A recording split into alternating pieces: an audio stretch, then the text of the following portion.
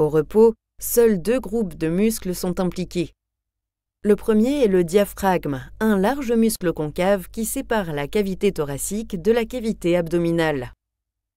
Quand il se contracte, le diaphragme s'aplatit, ce qui comprime la cavité abdominale et augmente le volume de la cavité thoracique.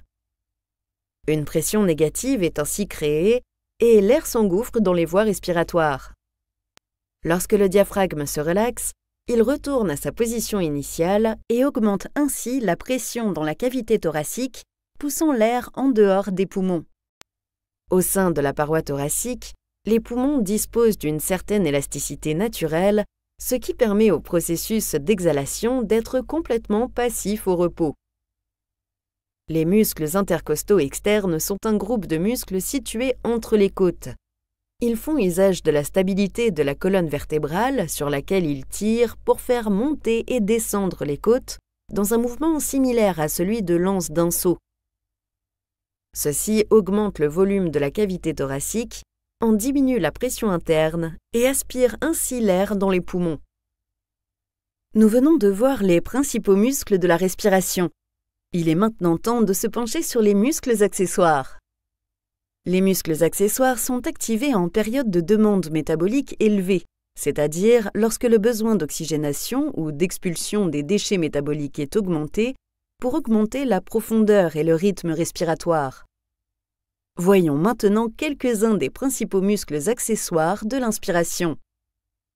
Le muscle sternocléido-mastoïdien et les muscles scalènes s'attachent à des structures situées juste au-dessus des côtes. Lorsqu'ils se contractent, ils tirent les côtes vers le haut et assistent ainsi l'effort des muscles intercostaux externes.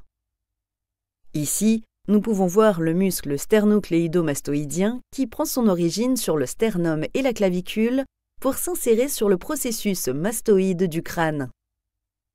Ensuite, nous pouvons observer le muscle scalène postérieur qui prend son origine sur les vertèbres cervicales et s'insère sur la deuxième côte. Nous avons ensuite le muscle scalène moyen, qui provient lui aussi des vertèbres cervicales, mais qui s'insère sur la première côte. Enfin, voici le muscle scalène antérieur, qui a les mêmes points d'origine et d'insertion que le muscle scalène moyen. Les muscles de la paroi thoracique antérieure, tels que les muscles grands pectoraux, s'attachent entre les côtes et l'articulation de l'épaule. Quand les articulations sont bien fixes, les muscles hissent la cage thoracique vers le haut et vers chaque épaule, élargissant ainsi la cavité intrathoracique. Il est possible de fixer la position des articulations des épaules en utilisant les muscles du dos ou en poussant quelque chose avec les bras. Certains muscles de la paroi thoracique postérieure, tels que l'atissimus du dos, visible ici, ou encore le trapèze, juste là, permettent les inspirations profondes en maintenant les épaules en place pour pouvoir laisser les muscles de la paroi thoracique effectuer leur rôle comme vu un peu plus tôt. Certains autres muscles prennent avantage de la stabilité des vertèbres pour tirer sur les côtes et les élever d'une façon similaire aux muscles intercostaux externes. Certains muscles autour de la colonne vertébrale, comme le muscle iliocostal visible ici, facilite le processus en stabilisant les vertèbres et les côtes inférieures. Il prodigue ainsi aux autres muscles une structure stable sur lesquelles ils peuvent tirer et, en étendant la colonne vertébrale, augmenter le volume intrathoracique. Quand vous respirez vite ou fort, il vous faut forcer l'air en dehors de vos poumons. Au repos, cela ne nécessite que peu, voire pas d'effort musculaire grâce à l'élasticité des poumons, du diaphragme et de la paroi thoracique. Lors de l'effort, en revanche, le corps active certains muscles pour assister à l'expiration. Les muscles intercostaux internes sont un groupe de muscles situés entre les côtes en profondeur des muscles intercostaux externes. Ils tirent les côtes vers le bas en les rapprochant les unes des autres afin d'augmenter la pression intrathoracique et ainsi pousser l'air en dehors des poumons. Les muscles de la paroi abdominale participent également au processus d'expiration forcée. Il y en a 4.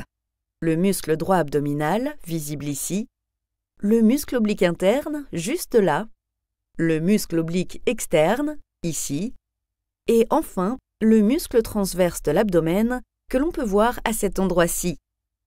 Quand ces muscles se contractent, ils augmentent la pression de la cavité abdominale.